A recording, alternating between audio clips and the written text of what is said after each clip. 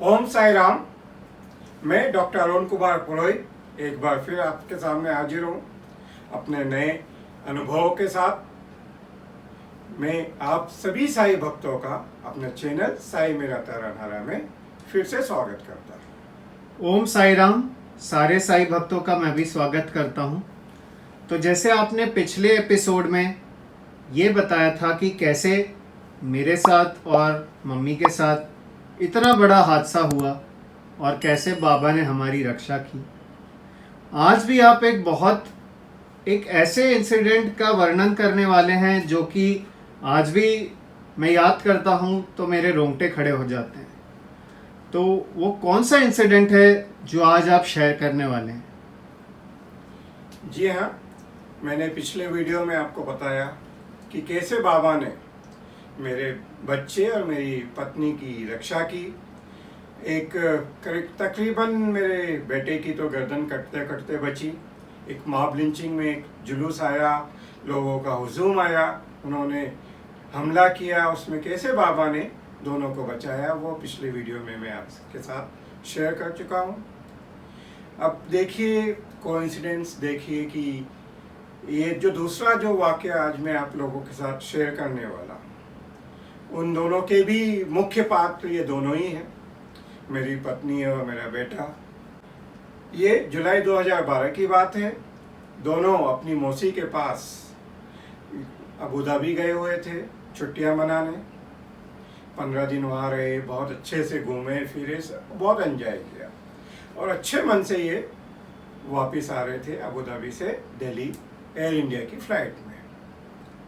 अब आप देखिए कि उस फ्लाइट में क्या हुआ।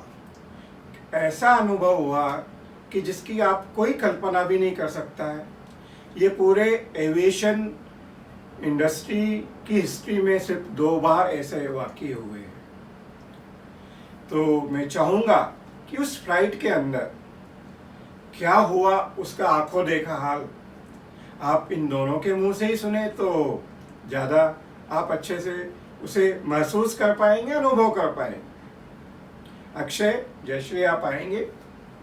जी। ओम साई राम। ओम साई राम।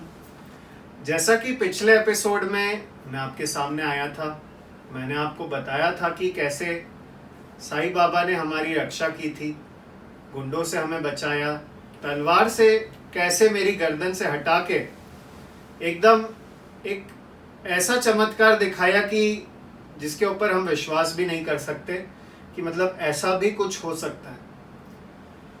लेकिन देखिए उस समय भी मैं और मेरी मम्मी ही थे और संजोग कहिए क्या कहिए, इस बार भी जो ये हमारे साथ इतना बड़ा एक हादसा हुआ उसमें भी मैं और मेरी मदर ही साथ में थे।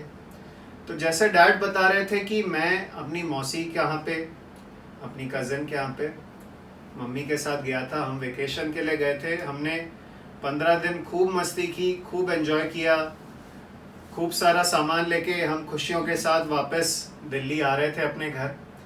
तो हमारी फ़्लाइट थी एयर इंडिया एयरबस A319। मुझे आज भी सारी डिटेल्स याद है क्योंकि ये एक स्पाइन चिलिंग, एक पूरा जो एक्सपीरियंस हुआ है हमारे साथ 122 पैसेंजर्स के साथ, जिसमें 6 क्रू मेंबर्स थे। एक एक डिटेल मैं आपको बता पा रहा हूँ क्योंकि एक ऐसा इवेंट था जिसने हमें एकदम शेक करके रख दिया। तो जैसे ही हम लोग फ्लाइट में बैठे तो जैसे आप नॉर्मली देखते हैं कि एक इंटरनेशनल फ़्लाइट में लोगों को शुरू में स्नैक्स मिलते हैं, लोग अपने गाने सुनते हैं, लोग पिक्चर देखते हैं और जैसे कि जो लोग ड्रिंक्स करते हैं उन्हें ड्रिंक सर्व किया जाता है। तो ये सब चल ही रहा था, मतलब आधा 1 घंटा हुआ होगा।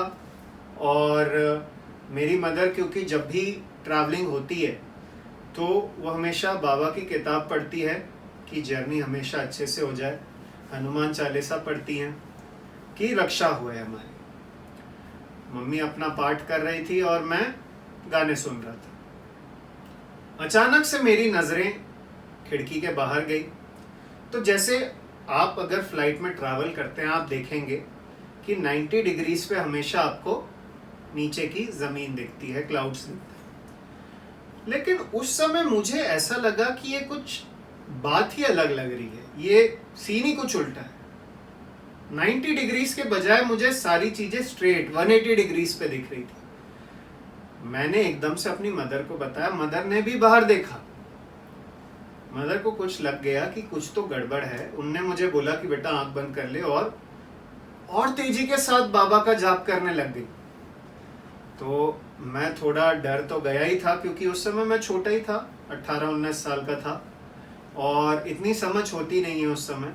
लेकिन देखिए, अब कुछ ही देर में अनाउंसमेंट हो गई। अब आप ये देखिए कि कोई भी फ्लाइट में 2 मेन इंजन होते हैं, एक बैकअप इंजन होता है। हमेशा ज्यादा से ज्यादा कभी कभी क्या हो जाता है कि एक इंजन फेलियर हो गया तो जो दूसरा इंजन है उस पर भार पड़ता है, और बैकअप इंजन तो यूज होता ही नहीं है। लेकिन जैसे डैड ने कहा, वन ऑफ मतलब लाइक दूसरी ही टाइम पूरी दुनिया में एविएशन में ये हुआ था कि दोनों हाइड्रोलिक इंजन्स फेल हो गए थे, और तीसरा जो बैकअप इंजन था वो भी फेल हो चुका था।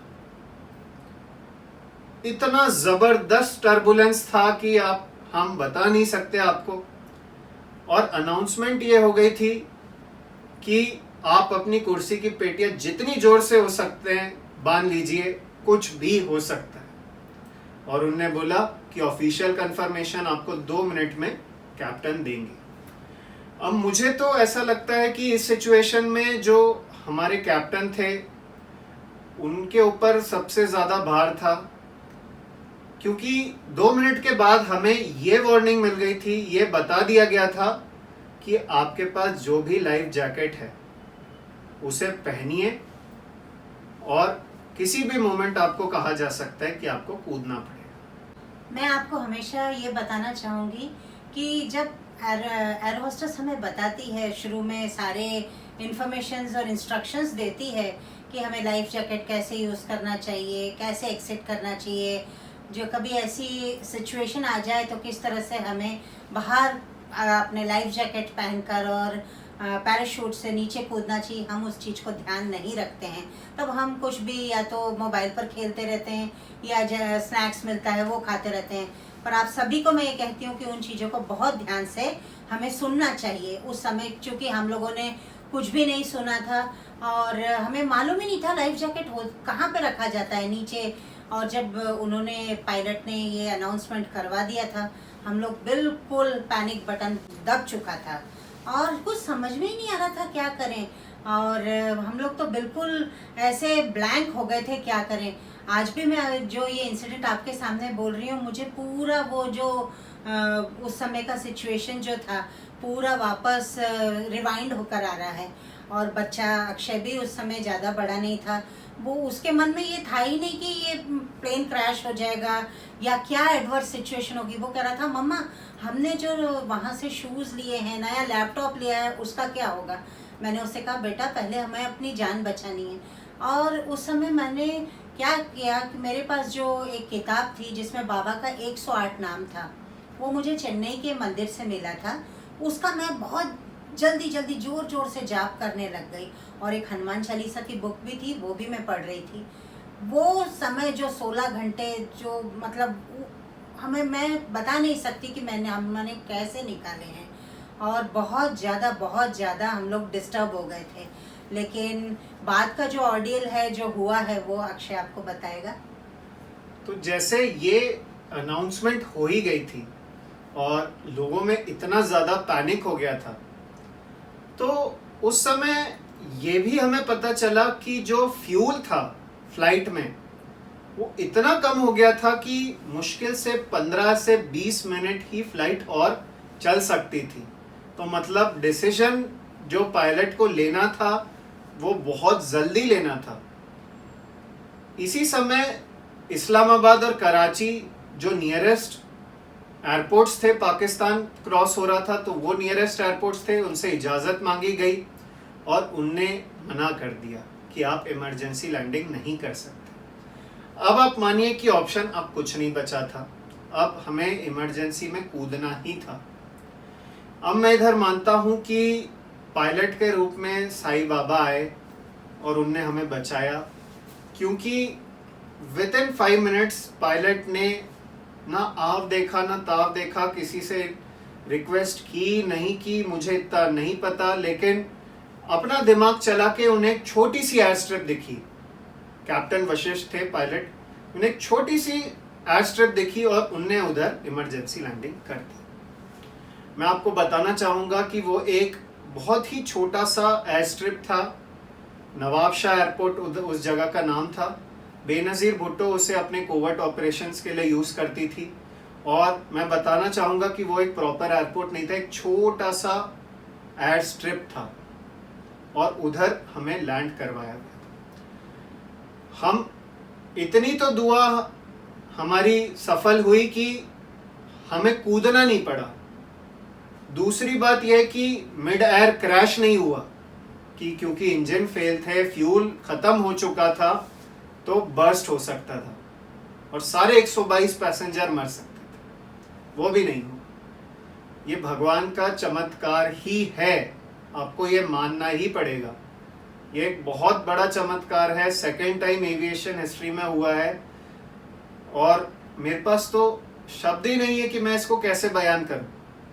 अब हम सुबह की आप बात कीजिए कि 2 बजे रात को हम लोग के साथ ये सब हो रहा था और 5 बजे के करीबन हमें दिल्ली लैंड करना था। अब हम देख रहे हैं कि 6 बजे हम नवाबशाह एयरपोर्ट पे हमारी फ्लाइट रखी हुई है, सारे पैसेंजर्स बैठे हुए हैं, ना लाइट है क्योंकि सारे पावर ऑफ हो चुके थे सिस्टम्स, ना ही कोई सांस लेने की जगह थी, खाना और पानी का सप्लाई ख़त्म हो चुका था।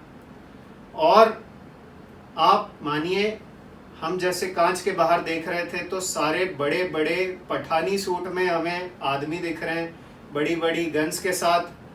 हमें समझ नहीं आ रहा था कि मतलब ये हाईजैक है कि क्या सिचुएशन है।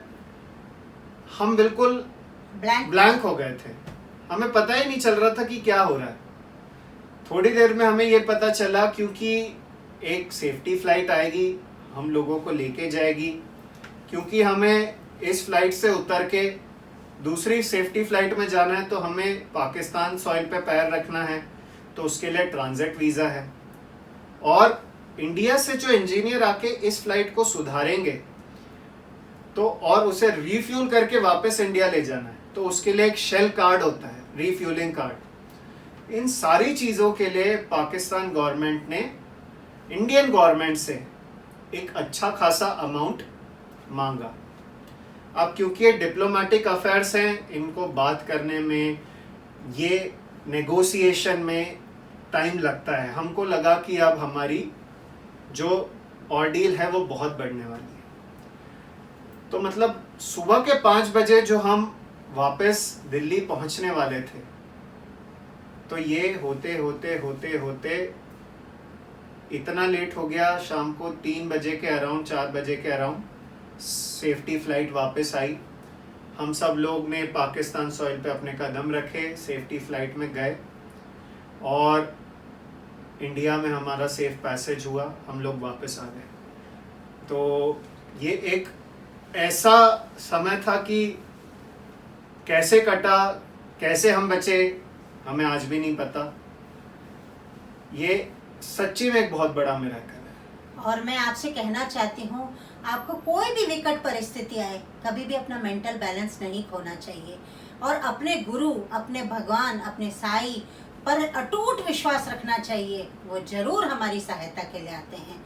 इस एपिसोड में जैसे आपने देखा, हमारे साथ इतना मतलब जैसे हमारी फ्लाइट क्रैश हो सकती थी या और हम पाकिस्तान सॉइल पे 16 घंटे फ्लाइट रही, ना खाना, ना पानी, ना टॉयलेट जा सकते हैं, उन सब सिचुएशन को हम कैसे टैकल कर पाए, सिर्फ हमारे गुरु पर अटूट विश्वास से।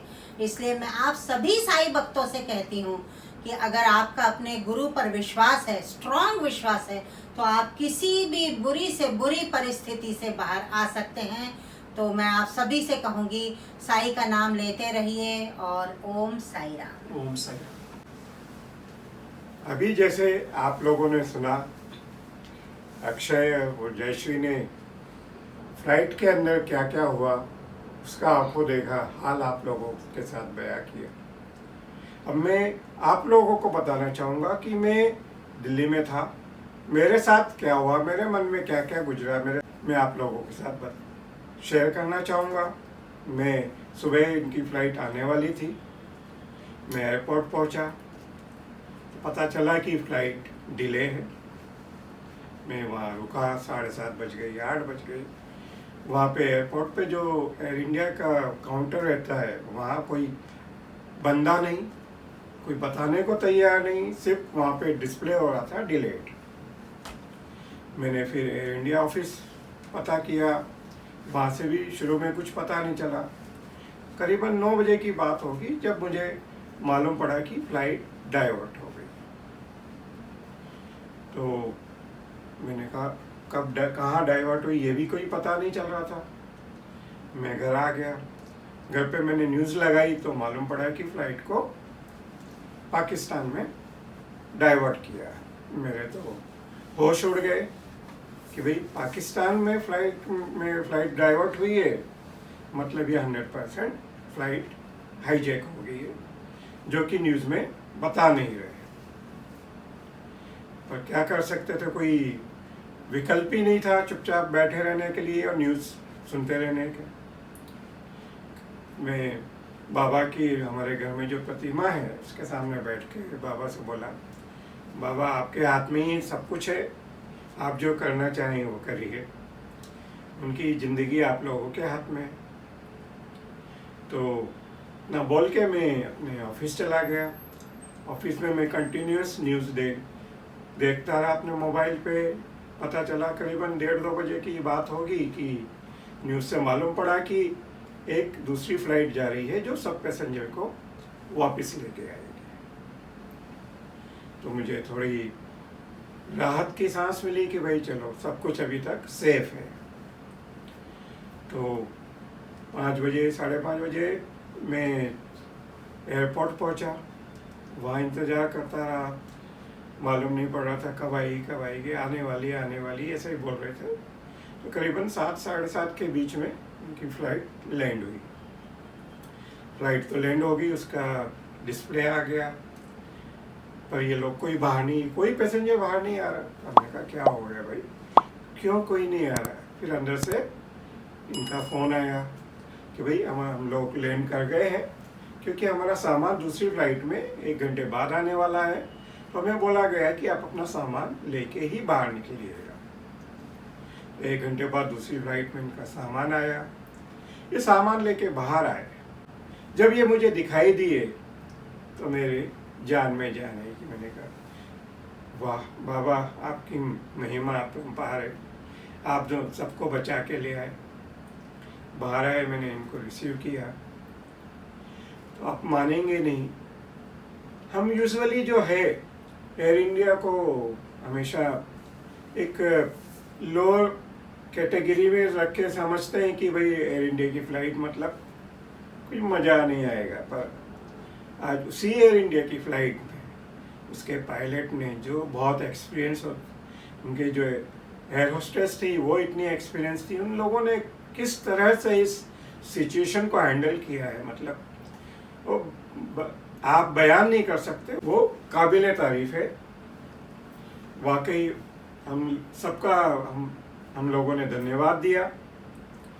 अब आप मानेंगे नहीं, क्योंकि फ़्लाइट पाकिस्तान चली गई थी, ये न्यूज़ सब जगह फैल गई थी, तो एयरपोर्ट पे न्यूज़ चैनल्स का जमावड़ा लग गया। सब न्यूज़ चैनल वाले वहाँ इकट्ठे हो गए थे। जैसे ही सब लोग बाहर आने लगे, ये दोनों आए, मैंने सामान के साथ इनको रिसीव किया, तो हमारे पास भी न्यूज़ चैनल वाले आ गए। NDTV वालों ने हमें रोक के बात की, हमसे बोला कि हम लोग आपका प्राइम टाइम पे 9 बजे इंटरव्यू लेना चाहेंगे। हमने कहा हम घर पहुंचते हैं, थोड़ा ये लोग फ्रेश हो जाए, कुछ हो जाए। फिर बोले आपको कोई चिंता करने की, आपको स्टूडियो आने की ज़रूरत नहीं है, हमारी टीम आपके घर पे आ जाएगी, वहीं से आपका लाइव टेलीकास्ट होगा। तो 9 बजे NDTV ने इनों का इंटरव्यू लिया, उनसे बात की, पूरा पूछा क्या हुआ कैसे हुआ। तो मैं तो दोनों कंट्रीज़ की डिप्लोमेट्स को बहुत बहुत धन्यवाद देना चाहूँगा कि उन्होंने इस क्रूशियल सिचुएशन को हैंडल किया। और सबसे बड़ी बात जो है, सबसे बड़ा धन्यवाद जो है कैप्टन वशिष्ठ और जो एयर होस्टेस है उनको है। कैप्टन ने ऐसी विषम परिस्थिति में, जिसमें कुछ भी हो सकता था, प्लेन क्रैश हो सकता था, कुछ भी हो सकता था, लैंडिंग ऐसी से मतलब पैनिक सिचुएशन में, वो भी एयर स्ट्रिप पे लैंडिंग कितनी खतरनाक हो सकती थी। एयरबस थी, बड़ा प्लेन था, तो भी उन्होंने किस खूबी से सब कुछ अंजाम दिया और सभी 122 पैसेंजर को लेके सेफली वो भारत आ गए। तो मेरा सभी साई भक्तों से यही कहना है कि यदि आपके अपने गुरु में विश्वास है, अपने ईश्वर में विश्वास है, अपने बाबा में विश्वास है, तो उस विश्वास को कभी हिलने मत दीजिए, डगमगाने मत दीजिए। वो हर कैसी भी परिस्थिति हो, कठिन से कठिन परिस्थिति हो, वो आपको और आपके परिवार की हमेशा रक्षा करते रहेंगे।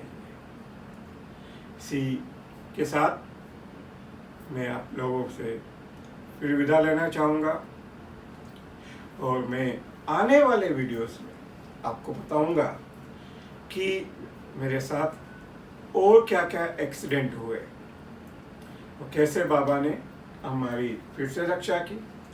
आप मेरे साथ जुड़े रहिए, हमारे वीडियो को लाइक कीजिए, शेयर कीजिए और चैनल को सब्सक्राइब नहीं किया है तो सब्सक्राइब कीजिए, बेल आइकन को दबाइए और अपने गुरु का नाम लीजिए, बाबा का स्मरण करते रहिए। ओम साई राम।